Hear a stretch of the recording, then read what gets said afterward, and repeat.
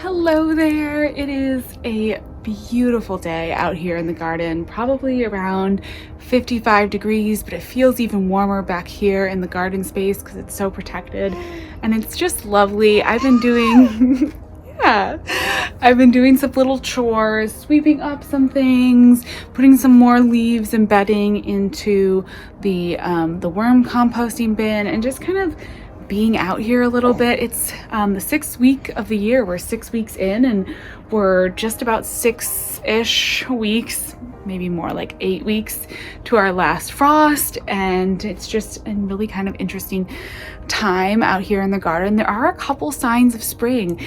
It's so interesting. I'm starting to see a few little things, a few little glimmers of hope. I'll show you what we've got going on, and I'm also out here trying to figure out exactly where I want to grow my peas, and figuring out how to organize my space as I start to think about the spring garden and then the summer garden. I keep wanting to plant things into these pots, but then I keep remembering that I'm going to be wanting to plant, really going to want to plant my summer annuals into it pretty much right after the last frost. Like, I don't actually want to really wait that long, so I'm kind of picking an alternate place to do a bunch of my spring crops, and a sort of less utilized spot in the garden. So over here, I'm trying this out for size. I put down one of these row covers. I just set it over nothing. There's just the mulch right here, but I don't really have any perennials. I don't have anything growing in this space right now, and I thought it might be the perfect spot to grow my peas this year. I can put the cover over it to keep squirrels out, and I can plant in my peas, and I thought it also might be a really nice place to plant in a bunch of my violas too, because this is kind of, make sure as I back up I don't hit any pots. This is kind of like a part shade corner in my garden. It really does stay a bit shady, so for the violas going into the warmer months, that would probably be really good. Like, it would probably extend their life out longer if they were in this area. And it's also an area that I didn't have any summer plans. Like, I don't have any plans right now. I probably will end up sticking some, like, shade-ish annuals in this area, but I don't have any plans yet. Only thing I have really planned for this area is for the perennials to come back up, and then I'm starting some coleus. I'm going to put a little bit of my Mighty Mosaic coleus back in this area and some of the lime thyme coleus back in the corner. I thought that would be really pretty, but this area is open, and so I'm in my mind's eye, I'm planning, I think I'm going to do like a wave pattern with the little the peas, the dwarf peas that don't need staking, so I don't have to have a trellis system or anything to support the peas. They can just grow on their own in a little bit of wave, and then if I'm able to make it enough of a zigzag, then I want to plant some of my violas like staggered in and around it, or plant some of them around the edge, like up by the front of this border. I thought that would be kind of nice too. And then, yeah, as I said, they can continue to grow as far as they can into the summer, and that space is just not utilized, so I won't end up feeling like I want to pull any of them out or anything like that, because that's what's always hard, is like, I've done this for year after year. I've planted radishes and then been like, actually I want to put my petunias where I have the radishes growing, and then I just end up yanking out the radishes. So I think that's one of the big ways I'm going to get around that. And then I also think I'm going to plant a bunch of lettuce in and around my perennials in some of my perennial containers. So like right here I have a black-eyed Susan, but I thought for the springtime I could plant in a little bit of lettuce around this, and then, as the lettuce peters out, the perennial is going to be coming up in the center, and I think that'll work. I have the same thing over here. This is hopefully it's a rudbeckia. It's so like, it makes me so nervous this time of year seeing this, like, just nothing. It makes me worry that maybe they died, but I think that, I think it's just part of the process. They haven't started coming up yet, but I think that's going to be a good way to get around to get around any issues of space requirements. It's so hard in a small space, because if you're like me, you want to plant all of the things, but you don't have all of the room to do it. Okay, but let me show you some of the signs of spring, because there are a few things coming up and it's very exciting. So here's one, so pretty. This is my my gosh, why can't I think of it? My blueberry. I want to say butterfly bush, but it's not my butterfly bush. This is my blueberry bush. and it's starting to really sprout kind of all over. So that's kind of cool. The catmint has always been this way. It's just sort of looked like this since fall. But then over here you can see some of the daffodils are coming up. Daffodils are usually the first for me. The hyacinths haven't started coming up yet. But we got the daffodils in here and starting to see some signs of growth.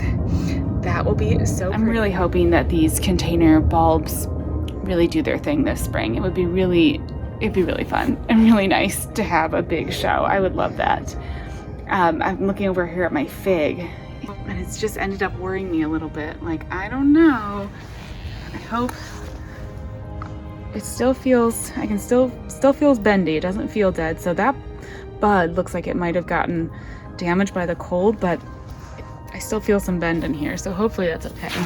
My other plant over here that I'm sure is going to be one of the first ones to sprout is this willow. This is a corkscrew willow, but definitely a lot of life in here. And I actually ended up coming in and wrapping it around this support post so that hopefully as it matures, the stem will have like a really cool twisting pattern.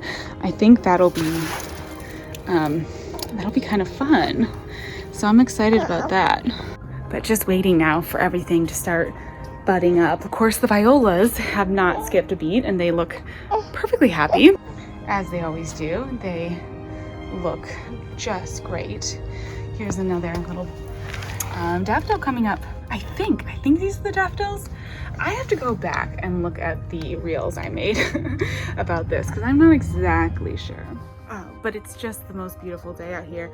And tomorrow we have a bunch of rain coming. So I'm trying to get out and enjoying this. I'm actually gonna put out, I have one of these seed trays and I'm gonna put this out for a little bit of rainwater catchment for the container pond.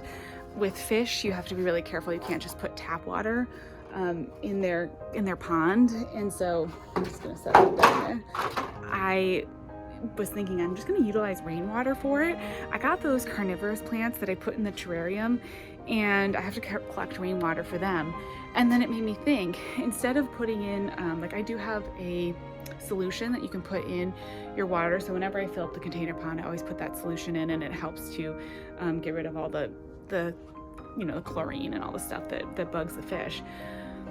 But having to collect rainwater for the little carnivorous plants, the Venus flytrap and all that, made me think, why don't I just collect rainwater for the container pond too? So I think I'm just gonna use, that little seedling tray and just stick it there and let it collect whatever rainwater it needs to collect. There's really only just need a little bit to refill the container pond. I just fed the fish too. You can see him. I get scared, but maybe you can see him coming out. Those are the little ruby red minnows. And then there's a few goldfish in there too that are a little bit more shy. Oh, there he goes. There's a bright orange one and then there's an orange and white one. They're super fun. I love watching them, and it's really actually kind of cool because when you're up on our upstairs patio, you can look down and you can see them as well swimming around in here.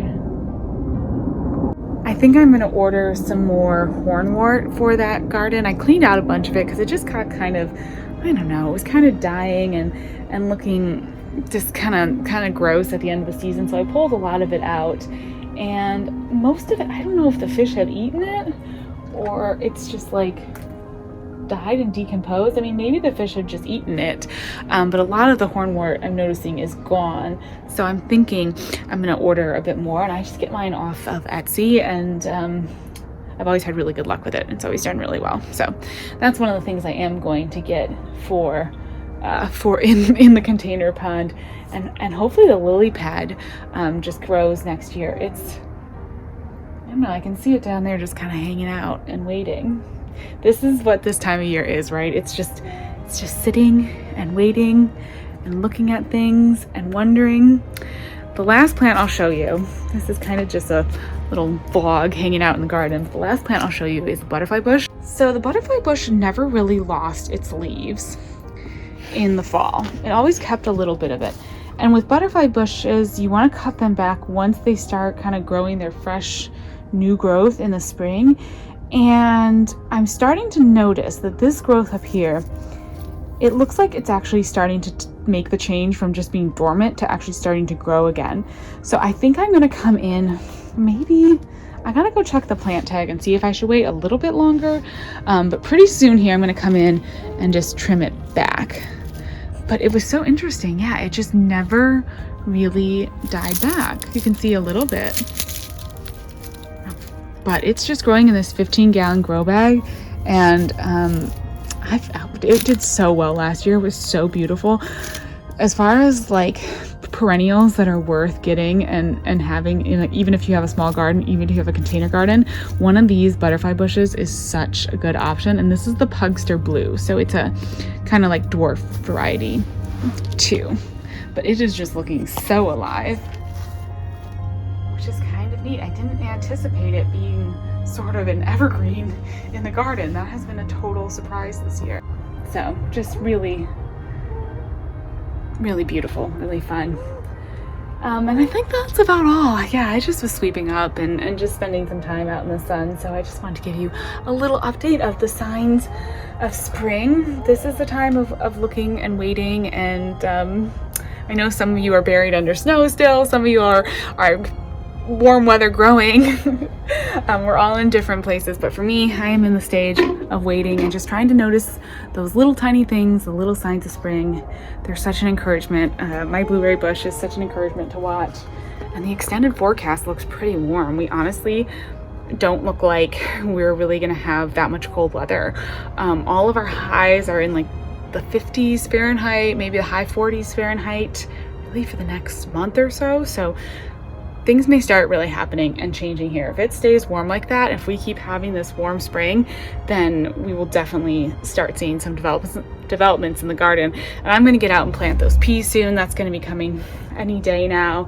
And I don't know, I might seed a little spinach or something like that and just kind of see what happens. I always end up getting antsy and planting things early. But anyways, thank you so much for spending some time out here in the garden with me. Hope you have a great day, and I'll talk to you soon. Bye-bye.